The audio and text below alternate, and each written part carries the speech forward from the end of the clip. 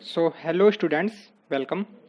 Today we are going to discuss Dalton's atomic theory. Okay. So, Dalton's ने 1808 में कुछ अपने पॉइंट्स बताए एटम्स के बारे में, तो उसको हम डाल्टन्स एटॉमिक थ्योरी के नाम से जानते हैं। तो चलो अब उस पॉइंट्स के बारे में जानते हैं जो डाल्टन्स ने अपनी थ्योरी में दिए थे। So basically the main point of this theory are as follows. The first point is that matter is made up of extremely small indivisible particles called atoms. It means we can divide matter into atoms. Okay, we can divide matter into atoms, but atoms cannot be further divided. Atoms cannot be further divided. It means atoms क्या होंगे, क्या हैं, indivisible. इनको हम divide नहीं कर सकते। ये इसकी क्या थी, पहली थ्योरी। ठीक है। सेकेंड पोस्टुलेट क्या था इसका, atoms of same element are identical in all respect, that is size, shape and mass. जो एक एलिमेंट का एटम है, फॉर एग्जांपल मैं कह दूं हाइड्रोजन का ये एटम है, ठीक है, इसका मास नंबर 1, एटॉमिक नंबर 1, ठीक है, एटॉमिक नंबर 1, मास नंबर 1। सो ये हाइड्रोजन जो है, अगर सपोज ये हाइड्रोजन सपोज हमने इंडिया में मैन्युफैक्चर किया, सपोज ये यूएसए में हाइड्रोजन है, तो इसका मास नंबर 1 और ठीक है, एटॉमिक नंबर 1, मास नंबर भी 1। इट मीन्स ये हाइड्रोजन जो है एलिमेंट सेम है, तो ये क्या होगा, ये हाइड्रोजन और ये हाइड्रोजन दोनों ही क्या होंगे, सेम होंगे in all respect, whether in respect of size, shape, mass, anything. Okay, so atom of the same element are identical, और atoms of different element, so अगर ये हाइड्रोजन को मैं ऑक्सीजन से कंपेयर करूं, ऑक्सीजन का atomic number 8, mass number 16, so in this case the atom or atom of hydrogen element and the atom of oxygen element have different mass, size and chemical properties. So that is the third postulate of the Dalton's atomic theory. First postulate was that atom is made up of extremely small indivisible particles called atoms. Means matter को हम divide कर सकते हैं atoms में, but atoms को further हम divide नहीं कर सकते। क्लियर। सेकेंड पॉइंट ये था कि जो एटम्स होंगे सेम एलिमेंट के, atoms of the same element have identical in all respect, are identical in all respect, whether size, shape और mass. Okay. Third point that atom of different element, atom of different element are different in all respects like size, mass, chemical properties, etc. Okay, 3 points you got it. Now next to fourth point.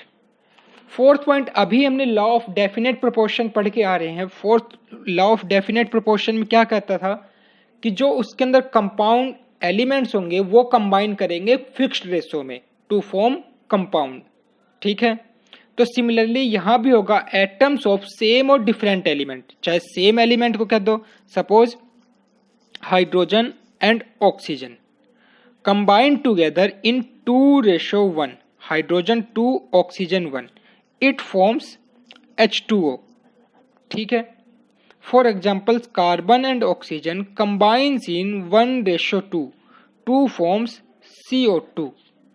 Okay, तो ये क्या हुआ, एक simple whole number ratio हुआ। Clear है। तो जो atoms होंगे, ठीक है, सेम या डिफरेंट एलिमेंट के, वो एक सिंपल होल नंबर रेशियो में कंबाइन होंगे और क्या बनाएंगे, कंपाउंड बनाएंगे। क्लियर है। ये हमने लॉ ऑफ डेफिनेट प्रोपोर्शन में भी पढ़ा था। उसके बाद लॉ ऑफ मल्टीपल प्रोपोर्शन में हमने पढ़ा था कि कोई भी एटम्स होंगे, ठीक है, एटम्स जो होंगे 2 elements, suppose nitrogen and oxygen, ठीक है, nitrogen and oxygen, atom of nitrogen and oxygen combine together in different ratio, ठीक है, in different simple ratio two form more than 2 or 1 or more compound. Okay, for example, like it forms N2O, it forms N2O5 also. Okay, so basically when it combines in different ratio, it forms more than one compound. Example, carbon and oxygen ले लो, यहाँ पे 1:2 में combine हुआ तो क्या बना था CO2 1:2 में. सपोज 1:1 में कंबाइन कर दो तो CO कार्बन मोनोऑक्साइड. तो ये लॉ ऑफ मल्टीपल प्रोपोर्शन में हमने पढ़ा था. क्लियर है. Next point, an atom is smallest particle that takes part in a chemical reaction. किसी भी एक केमिकल रिएक्शन में जो स्मॉलेस्ट पार्टिकल होता है वो क्या होगा, एटम होता है. क्लियर है. कोई भी एक केमिकल रिएक्शन होगी, उसके अंदर जो स्मॉलेस्ट पार्टिकल जो पार्टिसिपेट करता है वो क्या होगा, एटम होगा. Next part, atoms can neither be created nor be destroyed during any physical और केमिकल चेंज. यहाँ पे ध्यान रखना, फिजिकल एंड केमिकल चेंज के टाइम हम एटम्स को ना ही क्रिएट कर सकते ना ही डिस्ट्रॉय कर सकते हैं. क्लियर है. एटम्स को किसी भी फिजिकल या केमिकल चेंज के टाइम ना ही क्रिएट कर सकते हैं और ना ही डिस्ट्रॉय कर सकते हैं. क्लियर. उसके बाद हमने केमिकल रिएक्शन की डेफिनेशन पढ़ी रखी है कि केमिकल रिएक्शन क्या होता है, only rearrangement of atoms. In it no new atom form और in it no new atom distract. ठीक है. Only rearrangement of atom take place. For example H2 + Cl2. So only hydrogen and chlorine combine together to form a new product.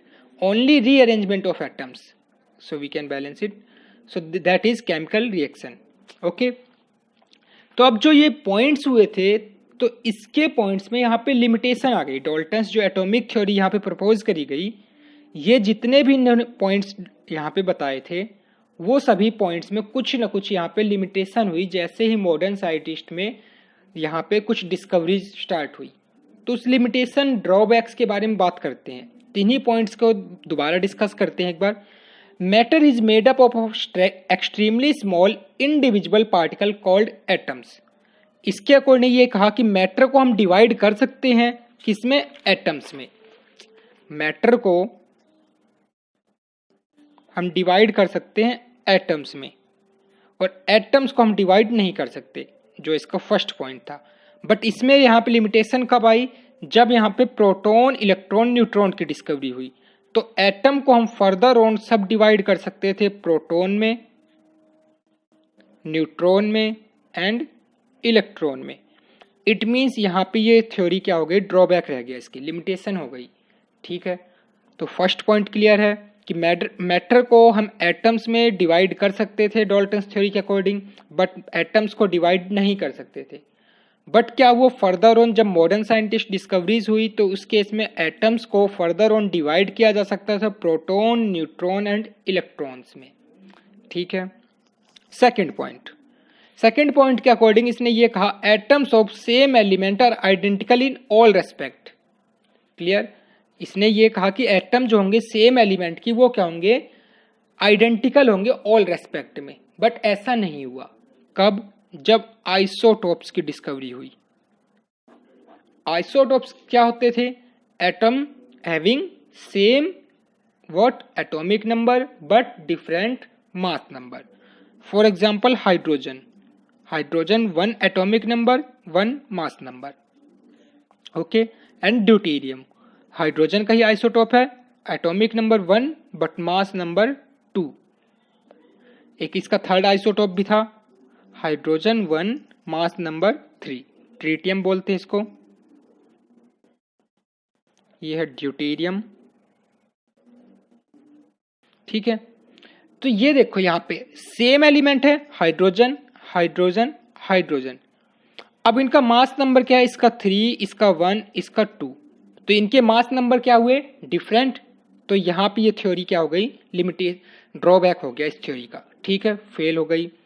Next point clear है कि जो same element होंगे उनके जरूरी नहीं है कि मास नंबर क्या हो, डिफरेंट हो, या मतलब उनके मास नंबर जरूरी नहीं है कि आइडेंटिकल हो. ठीक है.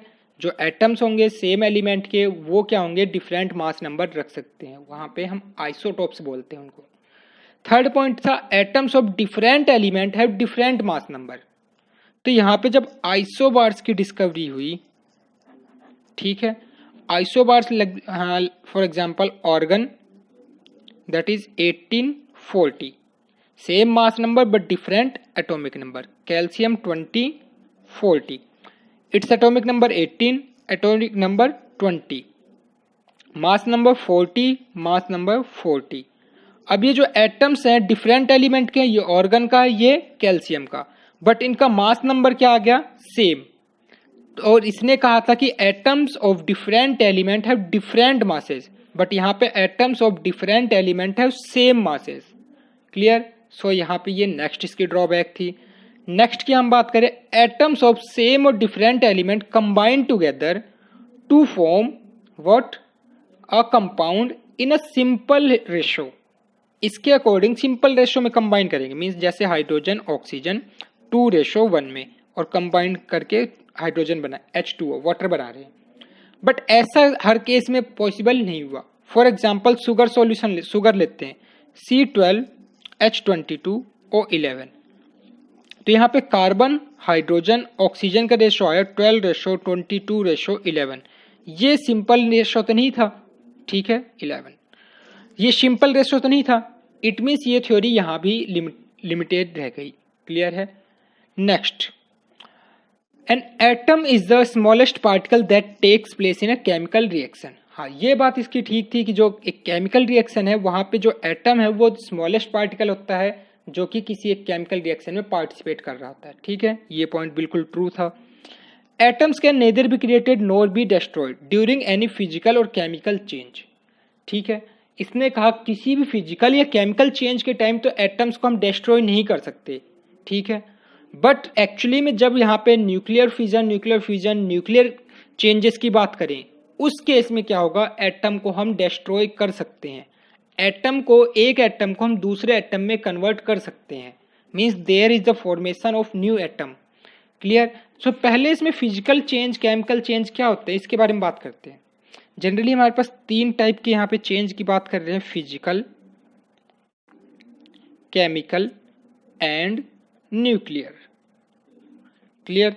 So physical change basically means when there is, as we know, studied about solid, liquid and gases, वहां पे हमने इंटर पार्टिकल डिस्टेंस की बात करते थे। सॉलिड में क्या होता था, जो ये पार्टिकल्स होते थे वो क्या होते थे, एक दूसरे के close.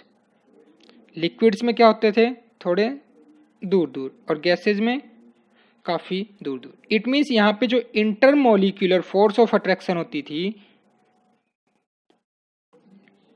Intermolecular force of attraction, अगर उसको चेंज किया जाए, इस केस में सबसे ज्यादा होती थी, इसमें उससे कम, इसमें सबसे कम, तो इंटरमोलिक्यूलर फोर्स ऑफ अट्रैक्शन को चेंज करेंगे तो सॉलिड किस में, लिक्विड में, लिक्विड किस में, गैस में। ठीक है, या गैस लिक्विड में, लिक्विड सॉलिड में। इस तरह से इंटरमोलिक्यूलर फोर्स ऑफ अट्रैक्शन को चेंज करेंगे तो उसको हम बोलेंगे फिजिकल चेंज। ठीक है, केमिकल चेंज में क्या होगा, that is chemical change involves the electron participation. जब इलेक्ट्रॉन पार्टिसिपेट करेंगे किसी भी एक केमिकल रिएक्शन में, अगर इलेक्ट्रॉन पार्टिसिपेट कर रहे हैं तो उसको हम बोलेंगे केमिकल चेंज।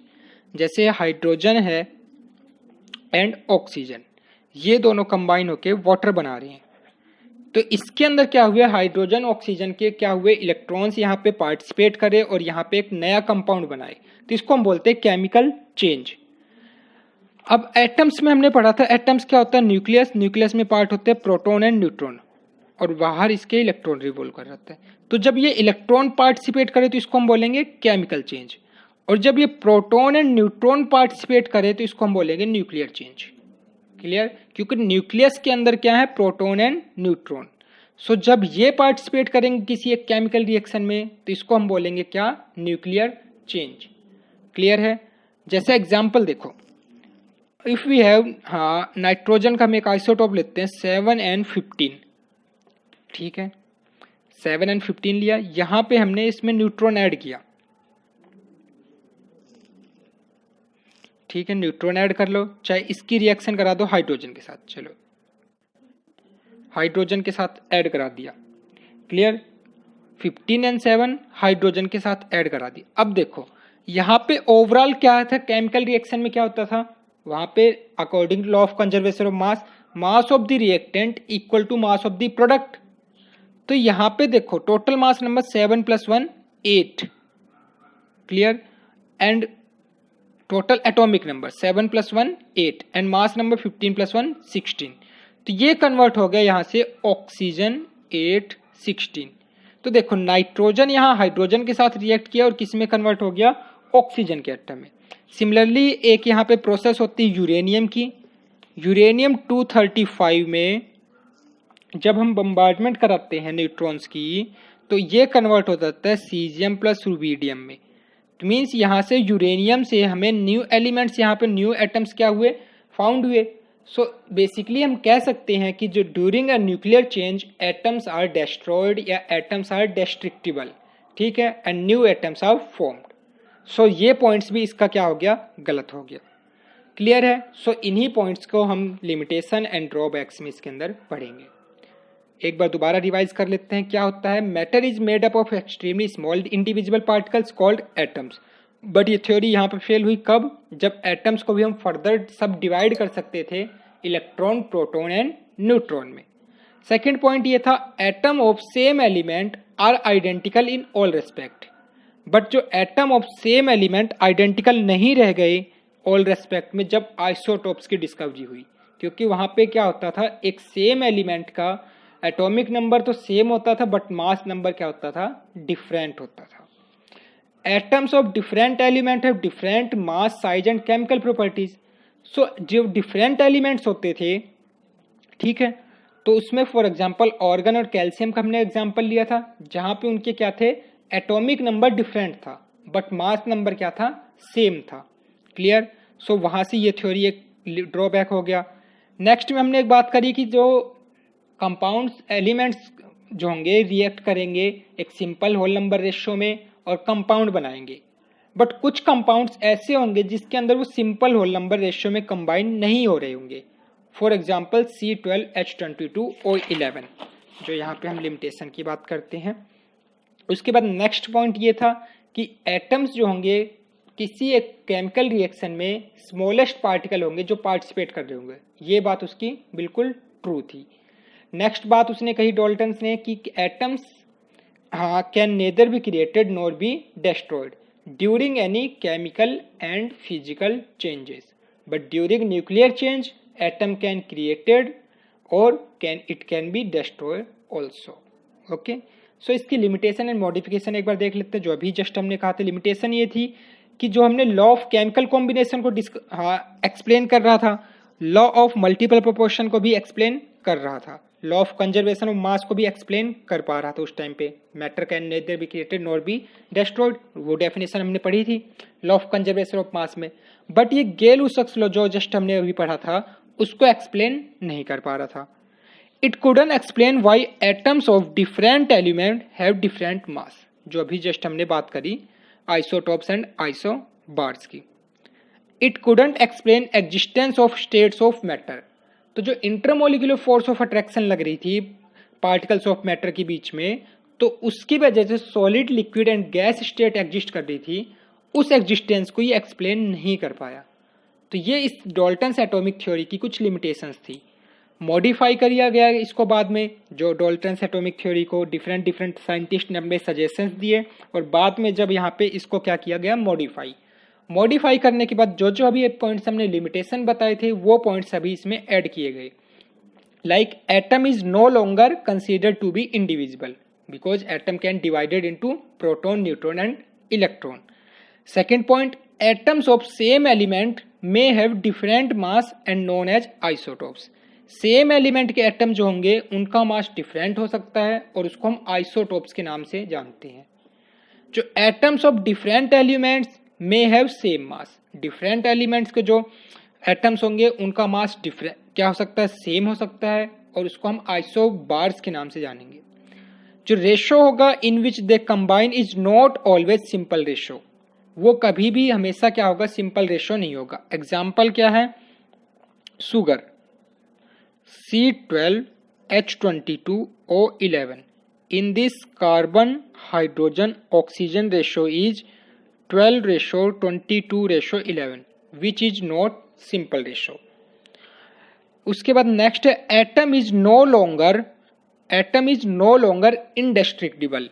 एटम को अब उस टाइम तक क्या ये नहीं कह सकते थे कि एटम को डिस्ट्रॉय नहीं किया जा सकता, ठीक है। By nuclear change one atom can be converted into another atom and this process is known as transmutation, and this process is known as what? Transmutation.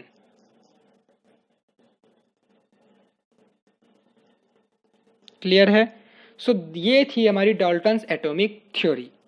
अब नेक्स्ट लेक्चर में हम बात करेंगे मॉलिक्यूलर मासेस के बारे में, कुछ बेसिक्स टर्म्स आएंगी तो इस बारे में बात करते हैं। क्लियर है?